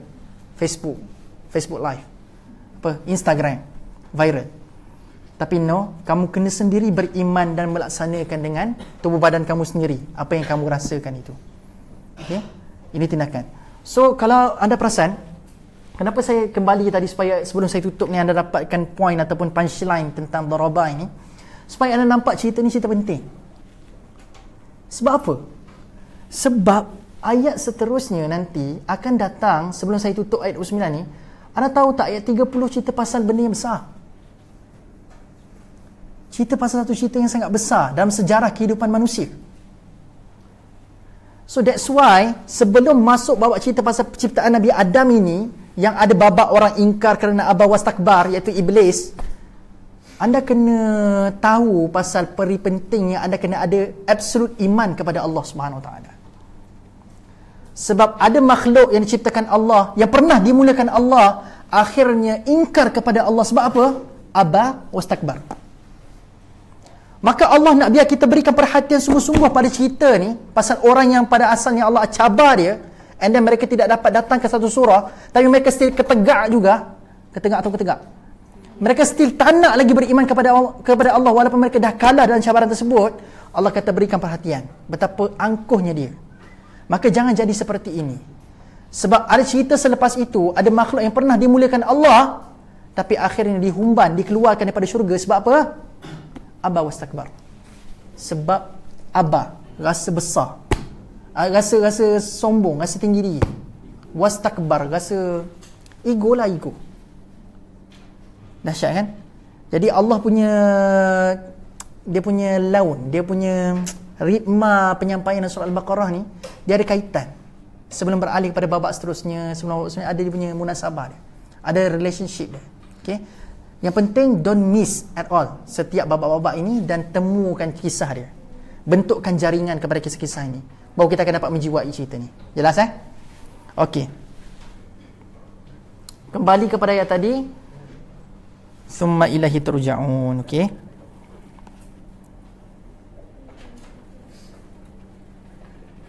Okey. Kita tutup ayat yang terakhir, kita ada 15 minit lagi. Saya rasa cukup untuk saya syarahkan ayat 29 ni. Huwallazi khalaqa lakum ma fil ardi jami'a thumma istawa ila as-sama'i fasawwahunna sab'a samawati wa huwa bikulli syai'in alim. Saya suka dan saya rasa macam tertarik kenapa Allah tutup ayat 29 ini sebelum masuk cerita pasal Nabi Adam. Allah tutup dengan wa huwa bikulli syai'in alim. Saya akan syarahkan di akhir kuliah nanti. Sebab anda kena tahu cerita sebelumnya. Cerita yang mula, Allah kata dialah Allah. Selepas Allah kata bagaimana kamu tergamak kufur kepada Allah sedangkan aku yang hidup matikan kamu sampai kamu kembali kepada Allah. Maka Allah kata siapakah diri dia? Huwallazi khalaqalakum. Dialah Allah yang menjadikan untuk kamu segala yang ada di bumi ini. Kemudian ia menuju dengan kehendaknya ke arah bahan-bahan langit, lalu dijadikannya 7 langit dengan sempurna, dan ia maha mengetahui akan tiap-tiap satu. Saya ataskan sikit supaya orang nampak. Okey. Maksud dia, pertama Allah bagi tahu dia yang ciptakan bumi. Keseluruhannya Allah yang ciptakan bumi. Yang kedua, anda perasan tak perkataan istawa dekat situ? Semastawa. Istawa, macam mana Allah istawa? Saya nak tanya anda. Anda ada jawapan tak? You have idea how Allah istawa? Tak ada kan? Sebab ini ayat mutasyabihat. Tahu ayat mutasyabihat tu maksud dia apa? Ayat mutasyabihat ni perkara-perkara yang gaib. Kita tak tahu. Ada kalanya we just silent. Benda tu tak tahu kita nak syarahkan macam mana. Sebab dia ayat mutasyabihat. We just kena beriman dengan ayat tu. Sebab Allah mampu nak buat. Istawa macam mana tu? Wallahu a'lam. Tu kuasa Allah. Dia lebih kurang macam ayat alif lam mim lah. Anda tak tahu kan benda tu maksud dia benda? Mutasyabihat. Okay? So nak katanya Allah kata istawa. Ada cerita di sebalik ayat ini. Ada seorang sahabat yang hidup pada zaman Sayyidina Umar radhiyallahu anhu. Dia baca ayat ni. Tiba-tiba dia gagal untuk dapatkan apa poin yang Allah nak sampaikan daripada ayat ni. Sebab dia rasa macam tertanya-tanya perkataan istawa tu. Macam mana Allah istawa? Jadi sahabat-sahabat pun recommend hang pergi tanya pada Sayyidina Umar. Mungkin Sayyidina Umar tahu apa benda maksud istawa ni. Anda tahu apa benda Sayyidina Umar buat pada dia? So sahabat ni pergi jumpa dengan Sayyidina Umar, tanya Sayyidina Umar, saya cuba nak faham Quran dan saya nak cuba faham apa benda yang ayat ni nak cerita pasal apa. Boleh tak cerita pada saya macam mana Allah istawa? Anda tahu apa respon Sayyidina Umar? Sayyidina Umar tumbuk dia sekali. Lepas soalan tu, istawa tu, sekali dia tumbuk. Lepas tu terus Sayyidina Umar tanya, dah faham belum? Directly sahabat tadi tu dia tanya, dia kata, yes, saya faham. Anda faham tak cerita ni apa? Sayyidina Umar lepas ditanyakan pasal minta tafsirkan istawa tu, Sayyidina Umar tak respon apa-apa pun. Dia just angkat penumbuk dia tumbuk sekali. Lepas tu terus tanya pada sahabat tadi, sekarang dah faham ke belum apa maksud istawa tu? Terus sahabat tadi kata, yes, aku dah faham. Pun berlalu pergi. Apa yang dah faham daripada cerita ni? Yes. Sebab jawapan tu bukan pada penumbuk tu. Sebenarnya Sayyidina Umar nak bagi sedar je. Benda ni tak perlu tanya. Sebab itu kuasa Allah. Nak buat macam mana tu memang kuasa Allah. Sebab ini mutasyabihat. Tak boleh nak kita nak jelaskan macam mana Allah beristawa ni. Okay? Dan satu lagi, anda perasan tak? Dalam surah Yasin, Allah kata, "Idza arada syai'an ay yaqula lahu kun fayakun," kan? Allah kata kalau nak ciptakan sesuatu ni, kun fayakun. Allah kata kun, jadilah, fayakun, maka akan jadi. Tapi perasan tak, bila Allah sebut bab cipta langit, bumi, Allah cerita detail macam mana aku ciptakan. Kan? Berapa hari Allah cipta langit? Berapa hari Allah cipta langit? Dalam surah As-Sajdah. Yes? Sitati ayyam. Allah mention aku cipta langit selama 6 hari. Kenapa ya? Allah tak berkuasa kan nak kata aku dah cipta langit, kun, jadilah langit, fayakun. Allah tak boleh buat ke benda tu? Allah boleh buat tak? Allah berkuasa tak buat benda ni? Allah kata langit kun, jadi sekarang, jadi. Kuasa Allah boleh buat benda ni. Tapi kenapa Allah mention bila sebut cipta langit, Allah kata sittati ayyam, 6 hari. Sebab apa? Apa hikmah dia? Dan Allah mention sab'a samawat. Ada 7 petala langit. Memang kuasa Allah boleh buat je kun fayakun 7 petala langit ni. Sebut je jadi terus. Itu memang tahap tertinggi kuasa Allah. Tidak ada batasan. Tapi kenapa Allah kata Allah cipta benda ni 6 hari? So ada limit ke kuasa Allah ni nak kena buat 6 hari pula langit ni? Kenapa? Apa hikmah dia? Tadarruj? Oh no. Ini adalah siapa yang buat bisnes, anda kena belajar daripada Allah Subhanahu Wa Taala. Anda ada pegang company besar ke, anda duduk di tampuk pimpinan yang paling tinggi dekat dalam sebuah company, anda kena belajar daripada ilmu pengurusan Allah Subhanahu Wa Taala. Tengok Allah, benda yang besar macam ni pun Allah kata buat dengan sistematik. Allah boleh je nak kata kun fayakun, jadi dan jadi. Tapi Allah ajar kita kena ada timeline bila kita nak buat. Allah ajar kita professionalism maksudnya. Allah mampu sangat nak buat on the spot benda ni. Tapi Allah ajar kita professionalism. Allah kata 6 hari siap benda ni. On the spot, tepat-tepat 6 hari jadi langit. So nak kata bila kamu nak merencanakan benda-benda yang besar, sebab langit ni benda yang besar, benda yang akan menaungi segala makhluk-makhluk yang dekat muka bumi, dekat dunia yang lain, ataupun dekat tempat-tempat yang lain. Maka benda yang besar ini aku tak nak buat sambil lewa. Aku nak buat biar orang nampak profesionalismnya kerja Allah Subhanahu Wa Taala. Yalah So bukannya Allah ni ada kuasa, dia buat dengan dia punya kuasa tu pop gitu jadi. No, Allah mampu nak buat. Tapi Allah nak ajar kita profesional buat kerja. Ada timeline, siapkan dalam fatrah yang ada. Macam adik-adik yang belajar kat UKM ni kan, anda ada assignment kan. Kadang-kadang lecturer bagi awal semester kan. Tapi buat time bila? Kadang-kadang kita pernah mengalami fasa tu kan. So kita buat time-time last minute tu kan. Nak kena hantar esok malam tu baru cari buku-buku yang ada kaitan nak buat rujukan kan. So kita kena belajar professionalism. Kalau kata awal semester kena plan lah macam mana. At least sebulan sebelum tu kira dimaafkan lagi kan. Tapi kalau 1 hari sebelum tu memang teruk sangat tu. Okay. Jadi ini gambaran dia. Okay. Istawa tu saya dah ceritakan tadi, fasawwahu sab'a samawat wa huwa bikulli syai'in alim. Yang ni saya nak tutup hari ni temu sekalian. Dia sangat heartbreaking penutupan pada hari ni. Sebab setelah kita diperjalankan daripada ayat 1 sampai ke 28, Allah peringatkan kita siapakah golongan yang telah Allah pecahkan kepada 3 golongan, iaitu orang beriman, orang kafir, orang yang 3. Siapa? Orang munafik. And then Allah ceritakan pasal bagaimana Allah tutup hati orang yang tidak beriman, ya khatamallahu ala qulubihim. And then Allah ceritakan pula pasal apakah ciri-ciri orang-orang munafik ini. Disambung lagi dengan orang-orang yang munafik ini, mereka masih tidak beriman pada Allah. Maka Allah cabar mereka untuk datangkan surah. And then penutup bagi cerita itu sebelum masuk cerita Nabi Adam, Allah kata innallaha wa huwa bikulli syai'in alim. Walaupun telah aku kelaskan manusia kepada 3 kelompok, walaupun aku cabar mereka dan mereka tidak beriman, walaupun aku ceritakan aku istawa ilas sama fasawwahu sab'a samawat, tapi always remember bagi orang-orang yang beriman. Ini message kepada orang beriman sebenarnya, yang hidup hatinya. Allah kata apa benda? Bila kamu baca Quran, jangan rasakan kamu dah tahu semua. Ada benda yang kamu tidak akan tahu. That's why dalam Quran ada ayat-ayat mutasyabihat. Ada benda yang kamu kena pause, serahkan pengetahuan itu kepada Allah Subhanahu Wa Taala. Saya nak tanya anda teman sekalian, anda tahu tak cerita Nabi Musa AS, yang bila mana Allah perintahkan Musa AS bertemu dengan Fir'aun?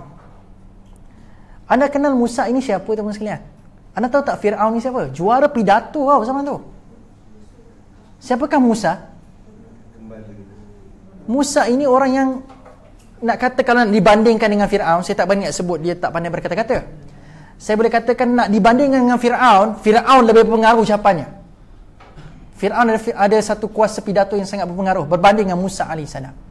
Kalau ikut rasional dan logik akal teman sekalian, kenapa Allah perintahkan orang yang lebih lemah untuk berhadapan dengan orang yang power?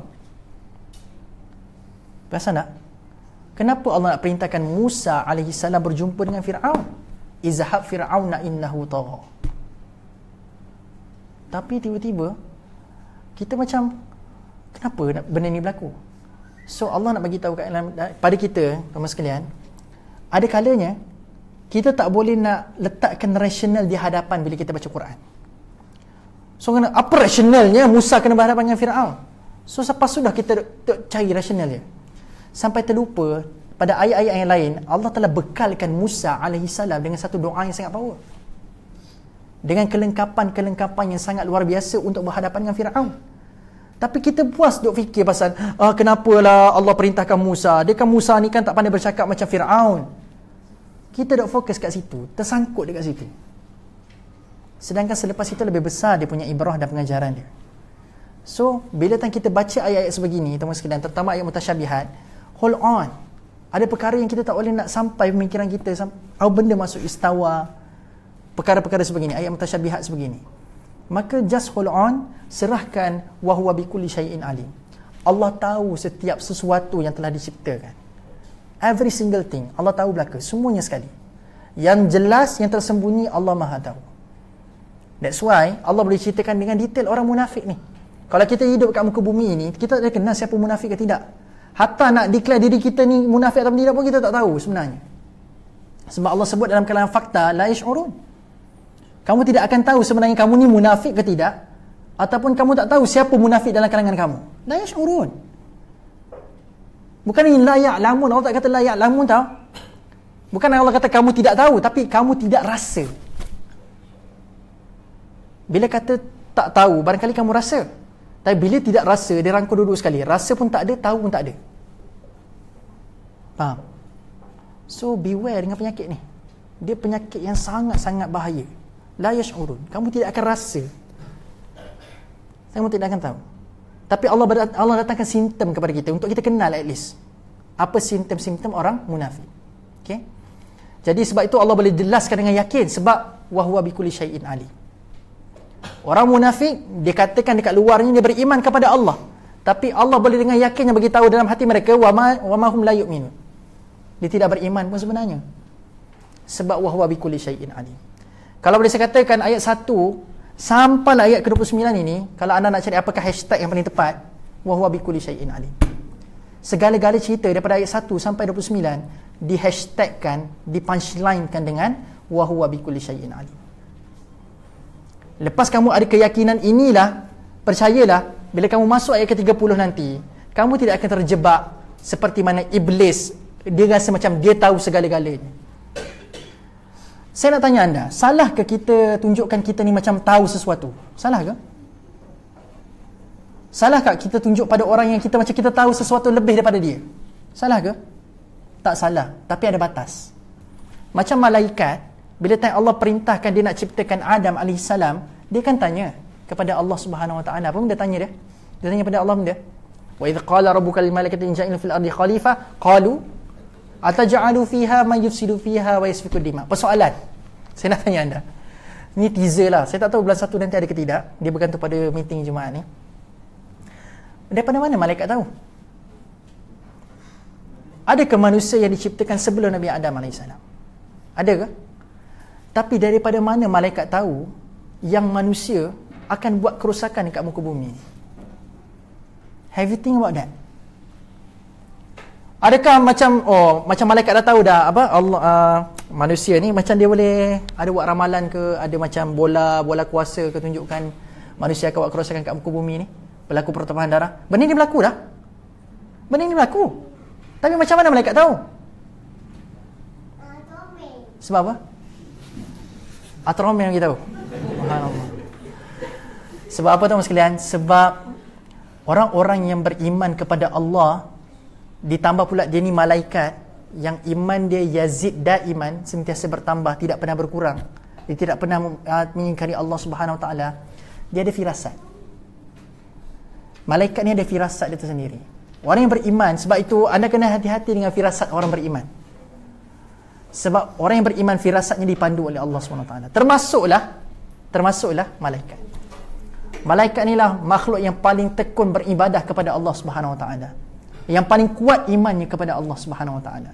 maka Allah anugerahkan dia ilham dan firasat untuk tahu apa yang manusia yang Allah akan ciptakan ni akan buat dekat muka bumi nanti. Dia sebab dia tahu. Dia sebab dia tahu. So at least anda tahu apakah sebab kenapa malaikat boleh tahu kenapa dia akan manusia yang dia akan ciptakan ni akan melakukan kerosakan. Okey. Saya minta maaf saya tak sempat untuk masuk cerita Nabi Adam, walaupun saya cuba target saya punya kuliah bulan 12 ni sampai habis cerita Nabi Adam ni. Kalau kata ditakdirkan tak berterusan pada bulan 1 nanti, tapi mudah-mudahan akan disambung lagi pada bulan 1 nanti. Doa sama-sama lah insya-Allah. Bagaimana bentuk dan keadaan dia masa berubah ke tidak tu, tunggu pengumuman yang terbaru. Sebab kami akan meeting hari Jumaat ni, hari Sabtu ni insya-Allah, untuk putuskan segala-galanya untuk 2018. Okey, insya-Allah. Jadi cukup sekadar tu. So anda kena ingat wa huwa bikulli syai'in alim. Jangan ada ragu-ragu sebab Allah Maha tahu. Macam tu lah, itu hashtag dia. So at least lepas ni anda balik rumah lepas ni, anda kena letak dalam kepala anda hashtagnya Allah Maha tahu, Allah Maha tahu. Okey. Orang munafik, Allah Maha tahu. Orang beriman, Allah Maha tahu. Orang kafir, Allah Maha tahu. Kamu nak cabar Quran, Allah Maha tahu. Kamu ragu pada Quran, Allah Maha tahu. Okay? Semua Allah Maha tahu. Okey? Jelas? Wallahu a'lam. Alhamdulillah, setakat ni saya rasa dalam siri 1 sampai 4 hari ni paling ramai saya rasa. Alhamdulillah. Terima kasih pada yang hadir pada sekalian. Saya rasa saya nak ambil gambar saya lepas ni, kan? Terima kasih pada adik-adik semua daripada UKM yang semangat hadir daripada UKM. Saya rasa tak sempurna saya punya kuliah terakhir bulan 12 ni, tahun ni, ditutup dengan tanpa sebarang soalan saya buka. Ada soalan ataupun cadangan untuk Tarbus Center? Kalau anda ada sumbang saran cadangan ke apa ke, silakan. Ataupun ada soalan, silakan kalau ada soalan teman sekalian berkaitan dengan apa yang kita bincangkan pada hari ini. Ada soalan tak? Ada? Oh, tak ada soalan. Cadangan? Soalan? Oh, soalan. Kenaan dengan ayat yang Ustaz sentuh sikit tadi pasal yang mana tuan? Pertanyaan malaikat kan? Yang ni, oh ni, sentuh sikit tadi. Saya ada dengar dalam satu kuliah sebelum ni. Dalam satu kuliah. Sebab malaikat tanya tu, sebab sebelum daripada manusia, Allah dah jadikan jin. Jin, Dan jin sebenarnya dia dah hidup dekat bumi. Jadi sifat jin ni dia melakukan kerasakan dekat bumi. Jadi daripada situ dia ambil contoh ke manusia pun akan buat perkara yang sama. Firasat tu datang juga daripada fakta itu. Mana firasat tu pun dia berasaskan daripada fakta itulah.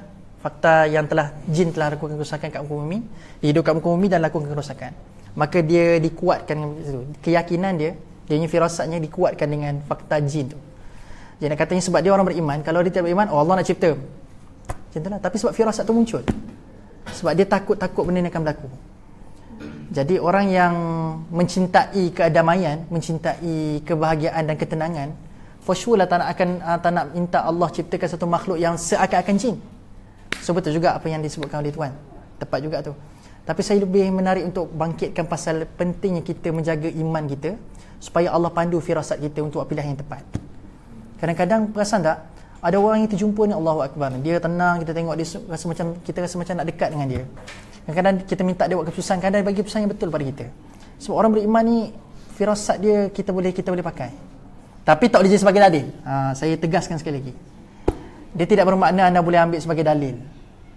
Saya minta maaf teman sekalian, hari ini ada setengah-setengah kelompok yang menjadikan mimpi, yang menjadikan firasat sebagai dalil dan mengukuhkan dalil ataupun hujah-hujah. Dia sebagai cerita bolehlah, tetapi menyebabkan orang berakidah dengannya, saya agak bermasalah dengan pegangan sebegitu.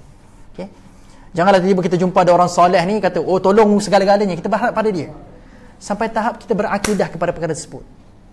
So hati-hati teman sekalian.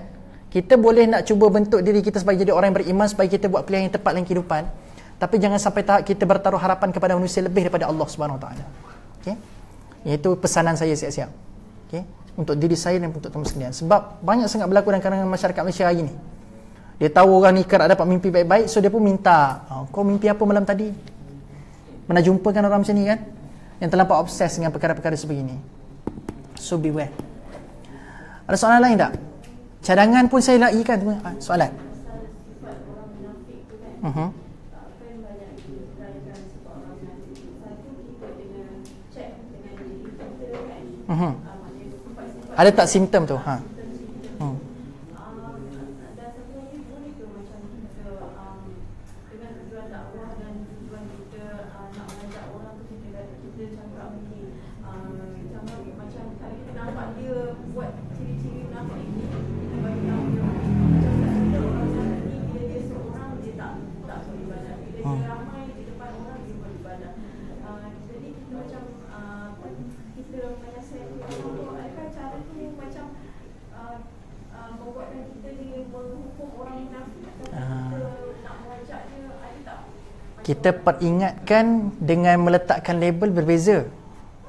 Kalau kita nampak dia buat salah dan tegur kesalahan tu, tak ada masalah. Tapi kalau kita menegur sebab kita nampak macam ni munafik ni, itu silap. Kita tidak pernah ada kuasa melabelkan orang, ni munafik ni neraka tempat dia. Tak boleh, kita tak ada kuasa. Jangan, contoh kita bagi contoh, saya rasa saya faham soalan puan. Maksudnya jangan kita rasakan macam kita kata contoh, jangan kita bersifat dengan orang munafik. So kita tak kata dia munafik, tapi kita jangan buat perkara yang macam mana orang munafik buat. Sebab kalau kita buat, kita nak mendekati orang munafik.